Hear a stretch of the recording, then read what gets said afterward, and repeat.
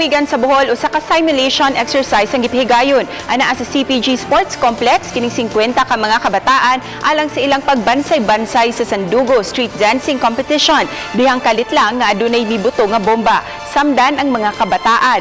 Misudayon ang mga responders ug rescuers gamit ang incident management system. Gidala nila dayon sa ospital ang mga samdan. Adunay usa ka biktima nga kinahanglang pag-isakay sa helicopter sa AFP aron dadun sa Cebu.